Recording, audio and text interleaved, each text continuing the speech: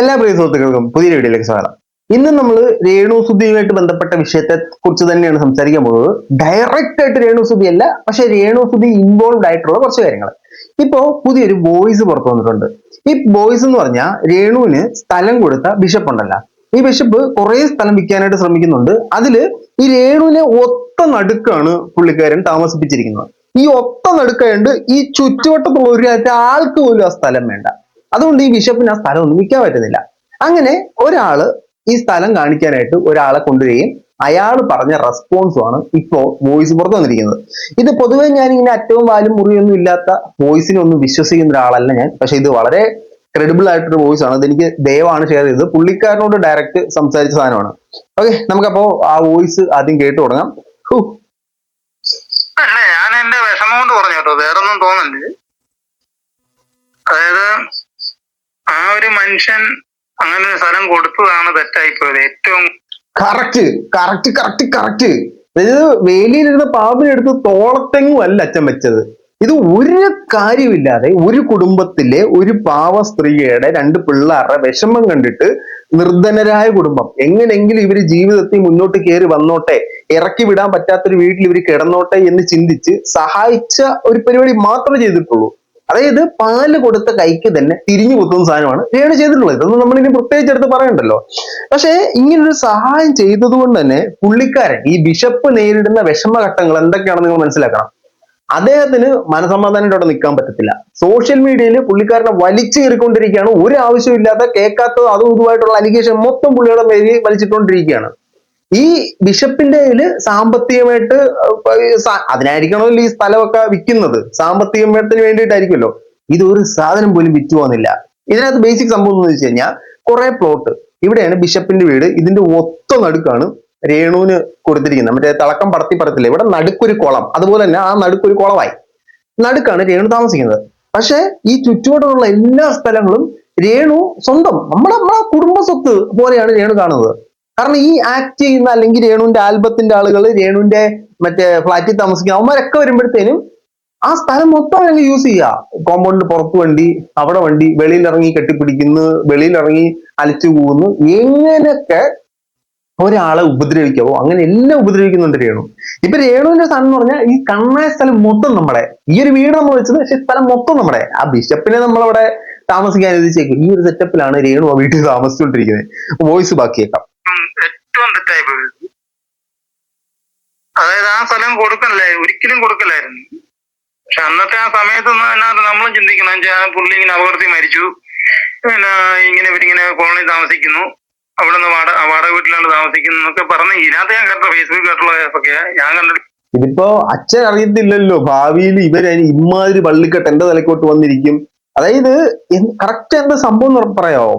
അതായത് നമ്മള് ഇതുപോലത്തെ ഒരു വള്ളി ജീവിതത്തിൽ എടുക്കത്തില്ല. അങ്ങനത്തെ ഒരു വള്ളിയാണ് ബിഷപ്പ് എടുത്ത് തലക്കോട്ട് വെച്ചിരിക്കുന്നത്. പുള്ളിക്കാരൻ വിചാരിച്ചെന്താ, ഒരു പാവ കുടുംബത്തെ സഹായിക്കുന്നു, അതിന്റെ പുണ്യം എനിക്ക് കിട്ടുന്നു എന്നാണ് വിചാരിച്ചത്. പക്ഷെ മനസ്സിൽ വളരെയധികം ദുഷിപ്പിരുന്ന ഒരാളെയാണ് ബിഷപ്പ് സഹായിച്ചത്. അതുകൊണ്ട് ആ ഒരു തിന്മയെല്ലാം കൂടെയാണ് ഇപ്പൊ ബിഷപ്പാണ് അതിന്റെ കർമ്മഫലം അനുഭവിച്ചുകൊണ്ടിരിക്കുന്നത്. ഈ ബിഷപ്പ് ഇതിനു വേണ്ടി എന്ത് തെറ്റ് ചെയ്തെന്ന് എനിക്കറിയാൻ പാടില്ല. വഴിയെ കൂടെ പോകുന്ന വള്ളി എല്ലാ രേണു പിടിച്ച് മറ്റേ ബാഹുബലിക്കത്ത് വിട്ട അമ്പുണ്ടല്ലോ, അതേപോലെ ബിഷപ്പിന്റെ നെഞ്ചത്തോട്ട് ചുവന്ന് വിട്ടുകൊണ്ടിരിക്കുകയാണ്. ഇപ്പോ ഇവർ അങ്ങോട്ടും ഇങ്ങോട്ടൊക്കെ കേസ് കൊടുത്തിട്ടുണ്ട്. ബിഷപ്പ് ഈ വിഷയമായിട്ട് ഇപ്പൊ സോഷ്യൽ മീഡിയ ഒന്നും സംസാരിക്കുന്നില്ല. അതിന് പ്രധാന കാരണം ഇത് കേസായോണ്ടായിരിക്കും. നമ്മൾ കേട്ടിട്ടുണ്ടല്ലോ കേസ് ആകുമ്പോഴത്തേന് ഇതൊന്നും പുറത്ത് സംസാരിക്കാൻ പറ്റുന്നില്ലെന്ന്. നമുക്ക് ബാക്കിയേക്കാം. അത് കഴിഞ്ഞ് ഇവര് ഫ്ലവേഴ്സും എല്ലാം കൂടി അച്ഛനെ വന്ന് കാണുന്നു. ആദ്യത്തെ കിട്ടിയ ഫ്ലവേഴ്സിന് കൊടുക്കണം. കാരണം സുധിച്ചേട്ടനെ ഇവർക്ക് എല്ലാവർക്കും അറിയാം, രേണു ചേച്ചി അവർക്ക് എല്ലാവർക്കും അറിയാം. രേണു ചേച്ചി ഇമാതിരി സെറ്റപ്പാണ് ഇവർക്ക് മനസ്സിലായിട്ടുണ്ടോ ഇല്ലെന്ന് എനിക്കറിയത്തില്ല. മനസ്സിലായിട്ടാണ് നിങ്ങൾ ഇത് ചെയ്തതെങ്കിൽ നിങ്ങൾക്ക് ആ ബിഷപ്പിനോട് എന്തോ മുൻ വൈരാഗ്യം ഉണ്ടെന്ന് എനിക്ക് ഇത് മനസ്സിലാക്കാൻ പറ്റത്തുള്ളൂ. ഇത് എവിടെ നിന്ന് പിടിച്ചോണ്ട് വരുന്നു നിങ്ങൾ സാധനങ്ങളൊക്കെ? എന്നാൽ ഈ വള്ളി നിങ്ങൾ തല വെച്ചോണ്ട് പോകും. അല്ല, വെറുതെ ഇരിക്കുന്നു. അതുകൊണ്ട് ഒരു ബിഷപ്പിന്റെ തല അവിടെ വെറുതെ ഇരിക്കുന്നു, പുള്ളിയുടെ തലക്കോട്ട് വെച്ച് കൊടുക്കാന്ന് പറഞ്ഞുകൊണ്ട് വെച്ചു കൊടുത്തവരാണ് ഇപ്പൊ ബിഷപ്പ് ആ സാധനം എല്ലാം അനുഭവിച്ചുകൊണ്ടിരിക്കുന്നത്. അച്ഛന്റെ മനസാക്ഷി അച്ഛൻ സ്ഥലം കൊടുത്തു. ഇപ്പൊ ആർക്കാ ഇപ്പം ഒഴിവായി പോയിരിക്കുന്നത്? ബിഷപ്പിന് തന്നെ. അപ്പൊ ഇതുകൊണ്ടൊരു സവിശേഷത എന്താണെന്നറിയോ? എല്ലാരെയും സഹായിക്കണം. അപ്പൊ ആ സാമ്പത്തികം ഇല്ലാത്ത എല്ലാവർക്കും നമ്മൾ അനുഗ്രഹിക്കണം. എന്നെ ദൈവം ഏൽപ്പിച്ചിരിക്കുന്ന കർത്തവ്യമാണ് ബാക്കിയുള്ളവരെ സഹായിക്കുക എന്നുള്ളത്. അപ്പൊ പാവങ്ങളെ നമ്മൾ സഹായിക്കണം എന്നൊക്കെ ചിന്തിച്ചുകൊണ്ടിരുന്ന ബിഷപ്പ് ഇനി ഒരു മനുഷ്യനെ സഹായിക്കത്തില്ലെന്നൊരു മാനസിക ഗതിയിലേക്ക് ഈ രേണു കൊണ്ട് എത്തിക്കും. സഹായിച്ചത് കൊണ്ടാണല്ലോ ഇത്രയും വലിയ ഉപദ്രവം കിട്ടുന്നത്. ഇതിനെയാണ് കറക്റ്റ് നമ്മൾ പറയുന്നത് പാല് കൊടുത്ത കൈക്ക് തന്നെ വളഞ്ഞു കുത്തി എന്നുള്ളത്. ആ സെയിം സാധനമാണ് രേണു ചെയ്തിരിക്കുന്നത്.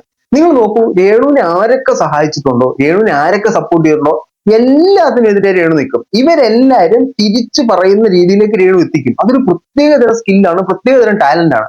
രേണുവിനെ സപ്പോർട്ട് ചെയ്ത് സംസാരിച്ചു കഴിഞ്ഞാൽ എതിർത്ത് നീ സംസാരിച്ചിരിക്കും. എക്സാമ്പിൾ വേണോ? സജീന രേണുവിനെതിരെ സംസാരിച്ചോ? ശ്രീതു രേണുവിനെതിരെ സംസാരിച്ചോ? ബിഷപ്പ് രേണുവിനെതിരെ സംസാരിച്ചോ? ഫിറോസിക്ക രേണുവിനെതിരെ സംസാരിച്ചോ? മറ്റേ പുള്ളിയുടെ പേരെന്തായിരുന്നു, പത്തനംതിട്ടയിലുള്ള താജ് പത്തനംതിട്ട, രേണുവിനെതിരെ സംസാരിച്ചോ? ഫ്ലവേഴ്സ് ടിവി രേണുവിനെതിരെ സംസാരിച്ചോ? മറ്റേ അനിമോള് രേണുവിനെതിരെ സംസാരിച്ചോ? ലക്ഷ്മി നക്ഷത്ര മിണ്ടാതെ കണ്ണും പൂട്ടി കണ്ടം വഴി ഓടിയോ? അത്രയുള്ള സംഭവം. ആരൊക്കെ പുള്ളിക്കാരിയെ പോസിറ്റീവ് പറഞ്ഞിട്ടുണ്ടോ, സപ്പോർട്ട് ചെയ്യുന്നുണ്ടോ, എതിർത്ത് പറഞ്ഞിരിക്കും. ഇപ്പൊ ഈ ശ്രീതുവും സജിനെയൊക്കെ മനസ്സിലാക്കേണ്ട ഒരു കാര്യമുണ്ട്.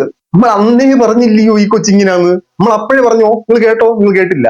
ഐസക് ന്യൂട്ടന്റെ തന്നെ ലാപ്പിൾ വന്ന് വീണപ്പോഴാണ് അവർക്ക് ബോധോദയം ഉണ്ടായത്. നിങ്ങൾ രേണുവിന്റെ ഈ പുതിയ ആൽബത്തിന്റെ കെട്ടുപുറത്തും ഉമ്മൊപ്പും കണ്ടപ്പോഴാണ് നിങ്ങൾക്ക് ബോധോദയം ഉണ്ടായത്. ഉണ്ടായല്ലോ, എനിക്ക് അത് കേട്ടാ മതി, ബാക്കി പറ. ഇപ്പൊ അച്ഛന്റെ ആ ഒരൊറ്റ സ്ഥലം പോലും വിറ്റ് പോകില്ല. അതാണ് ഇവര് നോക്കുന്നത്. ഇപ്പൊ ആ സ്ഥലം അവിടുന്ന് വിറ്റ് പോയി കഴിഞ്ഞാൽ ഇവരെന്തായാലും കാണിച്ചോട്ടെ. നമ്മൾ അതിനകത്തൊന്നും ഞാനൊന്നും പറഞ്ഞില്ല. അച്ഛനെ പറ്റിപ്പോയെന്ന് വെച്ചാല് ആ സ്ഥലം കൊടുത്തുപോയി. അതാണ് ഏറ്റവും പറ്റിയൊരു കുഴപ്പം. എത്ര ആൾക്കാർ സ്ഥലം മേടിക്കും അവിടെ വരുന്നുണ്ട്. പക്ഷെ എത്ര പേര് അച്ഛനെ വിളിക്കുന്നുണ്ട്. ഞാൻ ഒന്നും പറഞ്ഞില്ല. പറഞ്ഞെന്നെ അറിയാം, എന്നെ വിളിക്കുന്നുണ്ട്. വിളിക്കുമ്പോ എന്നെ അറിയാം. എന്നെ വിളിക്കുമ്പം ഇന്ന സ്ഥലമാണ് നമ്മൾ ഈ സംഭവം എല്ലാം അതെല്ലാം കൊടുത്തിട്ടുണ്ട്. ഇത് ബേസിക്കലി ഉണ്ടല്ല, നമുക്ക് ഒരുപാട് ആളുകൾക്കുണ്ട്. നമ്മൾ ഒരാളെ അയാളുടെ വിഷമം കണ്ടിട്ട് സഹായിക്കും. ആ സഹായിക്കുന്ന സാമാനം നമുക്ക് ഇടുത്തിയായിട്ട് തലേ വന്ന് വീഴും. ഞാൻ ജോലി ചെയ്യുന്ന സമയം, ഈ ജോലി ചെയ്യുന്ന സമയത്തല്ല, ഇപ്പോഴും ജോലി ചെയ്യുന്നുണ്ട്, ജോലി വേറൊരിടത്ത് ചെയ്തുകൊണ്ടിരുന്ന സമയം, ആ സമയത്ത് നമ്മുടെ അവിടെ ഒരു പയ്യൻ ജോലിക്ക് വന്നു. ഈ ജോലിക്ക് വന്നിട്ട് ഇവൻ കുറെ വിഷമങ്ങളും ദുരിതവും ദുഃഖങ്ങളും ഒക്കെ എൻ്റെ അടുത്ത് പറഞ്ഞു. എന്നിട്ട് പറഞ്ഞു, അണ്ണാ എനിക്കൊരു 5500 രൂപ അത്യാവശ്യമായിട്ട് വേണം, ഞാൻ അടുത്ത മാസം ശമ്പളം വരും എന്ന് പറഞ്ഞാൽ എനിക്ക് തിരിച്ചു തരണം, മണം സെറ്റ് എന്തെങ്കിലും ഒന്ന് സഹായിക്കണം, ആരും ചോദിച്ചിട്ട് തരുന്നില്ല എന്നോട് പറഞ്ഞു. ഞാനിപ്പോ എന്നോട് പറഞ്ഞു, എടാ ഞാൻ എൻ്റെ പൈസ ആയിട്ടില്ല, ഒരു കാര്യം ചെയ്യാം, നമുക്ക് ഏതെങ്കിലും ഷോപ്പിൽ പോയി ചോദിച്ചിട്ട് ക്രെഡിറ്റ് കാർഡ് സ്വൈപ്പ് ചെയ്യാം. ക്രെഡിറ്റ് കാർഡ് സ്വൈപ്പ് ചെയ്തിട്ട് ആ 5500 രൂപ നീ എടുത്തോ, എന്നിട്ട് ബില്ല് ആകുമ്പോഴത്തേന് എനിക്ക് തിരിച്ചു തരണം, സാലറി കിട്ടുമ്പോൾ എനിക്ക് തിരിച്ചു തരണം എന്ന് പറഞ്ഞു. ഓ അത് സെറ്റ് ചെയ്യണം, സെറ്റ് ചെയ്യാം, ഇപ്പൊ നമ്മുടെ അത്യാവശ്യം നടക്കണ്ടാണ്, പ്ലീസ് അണ്ണ ഒന്ന് കാണണം, ഒന്ന് സഹായിക്കണം എന്നൊക്കെ പറഞ്ഞ് ഞാൻ അങ്ങനെ ഇവന് കാർഡ് കൊണ്ട് ഒരു കടയിൽ കൊണ്ട് സ്വൈപ്പ് ചെയ്തിട്ട് 5500 രൂപ മേടിച്ച് ഞാൻ ഇവന് കൊടുത്തു. അപ്പൊ ഈ 5500 രൂപ സ്വൈപ്പ് ചെയ്യുമ്പോഴത്തേനും അതിന് സ്വൈപ്പിങ്ങിന് ചാർജസ് ഉണ്ടാവും. ഈ ക്രെഡിറ്റ് കാർഡ് സ്വൈപ്പ് ചെയ്യുമ്പോഴത്തേനും POS മെഷീനിൽ ഈ കടക്കാർക്ക് ചാർജ് ഉണ്ടാവും. ആ ചാർജ് ഞാൻ കയ്യിൽ നിന്ന് കൊടുത്ത്, എന്നിട്ട് ഞാൻ ഇവനെ സഹായിച്ചു. ഇവൻ പോയി, ഇവൻ ആ മാസത്തെ സാലറി കിട്ടിയില്ല. സാലറി കിട്ടാത്തതിന്റെ സാധനം ഇവൻ ബാങ്ക് അക്കൗണ്ട് ഒന്നും സബ്മിറ്റ് ചെയ്തില്ല. അപ്പൊ ഞാൻ ചോദിച്ചടാ പൈസ എങ്ങനെയും അറേഞ്ച് ചെയ്ത് തരാൻ പറഞ്ഞപ്പോ പറഞ്ഞു, അണ്ണാ അത് പൈസ സെറ്റ് ആയില്ലെന്നോ, അതോ സാലറി കിട്ടിയില്ലെന്നോ, അങ്ങനെയാണോ ഇങ്ങനെയാണെന്നൊക്കെ പറഞ്ഞ്. ഇവന്റെ അപ്പനും അമ്മയും ഗവൺമെന്റ് ഉദ്യോഗസ്ഥരാണ്. അതിനാണ് ഇതിനകത്ത് ഏറ്റവും വലിയ ഹൈലൈറ്റ്. നമ്മൾ കൂട്ടുകാർ അങ്ങോട്ടും ഇങ്ങോട്ടും ഇല്ലെന്ന് പറയുമ്പോൾ സഹായിക്കും, ഉണ്ടെന്ന് പറയുമ്പോൾ തിരിച്ചു പിടിക്കും, ഇതൊക്കെയാണല്ലോ. അതോടെ ഞാൻ നിർത്തി, സഹായിക്കുന്ന പരിപാടി ഞാൻ നിർത്തി. ഞാൻ അങ്ങനെ ഇവന്റെ അടുത്ത് പറഞ്ഞാൽ അത് ബില്ല് ഇതാവും, എനിക്ക് ബൗൺസ് ആവും, എനിക്ക് ഒത്തിരി സീൻ വരും എന്ന് പറയുമ്പോൾ അണ്ണ എങ്ങനെയൊന്നും ഹാൻഡിൽ ചെയ്യണം, കഷ്ടം ഉണ്ടെന്ന്, ശമ്പളം കിട്ടിയില്ല, കിട്ടുമ്പോൾ തരാണ്, അടുത്ത മാസം 2 കൂടെ ചേർത്ത് കിട്ടും, അപ്പൊ തരാണെന്നൊക്കെ പറഞ്ഞ് ഈ പൈസ എനിക്ക് അടയ്ക്കാൻ പറ്റില്ല. നമുക്ക് സാലറി കിട്ടുമ്പോഴത്തേനും ആ ലോൺ ഈ ലോൺ മറ്റേ ലോൺ എന്നൊക്കെ പറഞ്ഞ് എല്ലാം പോവല്ലേ. ഇത് ബൗൺസായി അതിന് ബൗൺസിങ് ചാർജും വന്നു. അടുത്ത മാസം ഇവന്റെ സാലറി വന്നു. ഇവന്റെ സാലറി എന്ന് പറഞ്ഞപ്പോൾ 2 മാസത്തെ സാലറിയാണ് ഇവന് വന്നത്, ഈ പെൻഡിങ് ഉള്ള മാസത്തെ, കറണ്ട് വർക്ക് ചെയ്ത മാസത്തെ. അപ്പൊ ഞാൻ ഒരു ടീച്ചറാ മറ്റേ നമ്മുടെ 5500 രൂപ പൈസ തരാൻ പറഞ്ഞു. ഇപ്പൊ എന്റെ അടുത്ത് പറയണേ, അണ്ണാ പറയുന്നൊന്നും തോന്നില്ല, ഞാൻ ജോലി ചെയ്ത് ശമ്പളം ഉണ്ടാക്കുന്ന പൈസ എനിക്ക് എന്റേതായ ആവശ്യങ്ങളുണ്ട്, ആ ആവശ്യം കഴിഞ്ഞതിന് ശേഷം ഞാൻ ഇത് മറ്റൊരാൾക്ക് കൊടുക്കും.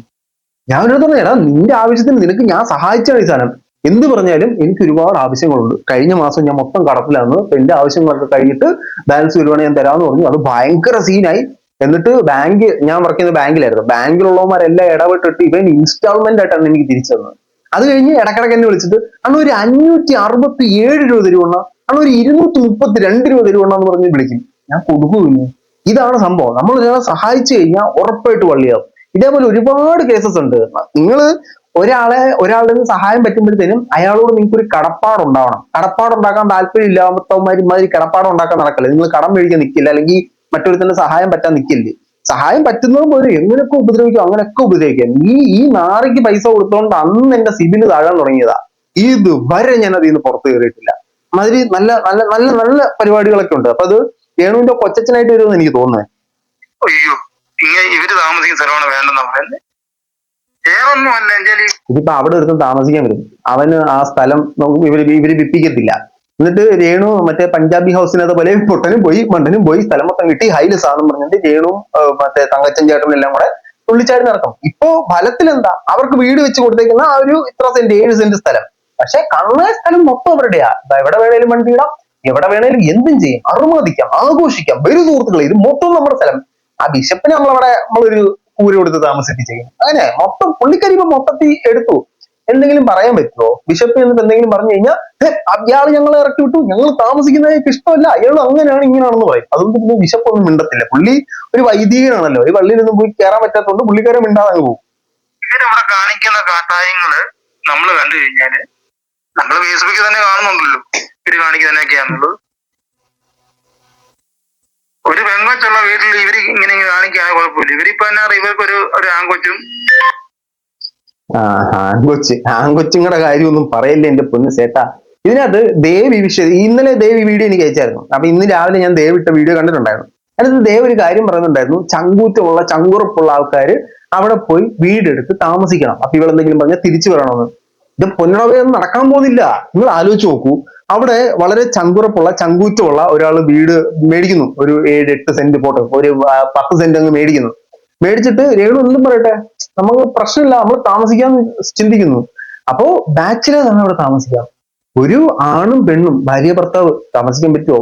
പിള്ളേരുണ്ടെങ്കിൽ താമസിക്കാൻ പറ്റുമോ? രാവിലെ പിള്ളേര് കണ്ണ് തുറന്ന് കണ്ണൊക്കെ തിരിഞ്ഞ് നോക്കുമ്പോ കാണുന്നേ അങ്ങോട്ട് കൊടുക്ക് ദാസേട്ടാ, കെട്ടിപ്പിടിച്ച് ഉമ്മ വെക്ക് ദാസേട്ടാ, വാ ദാസേട്ടാ, ഈ സാധനങ്ങളൊക്കെ ആയിരിക്കും അവര് കാണുന്നത്.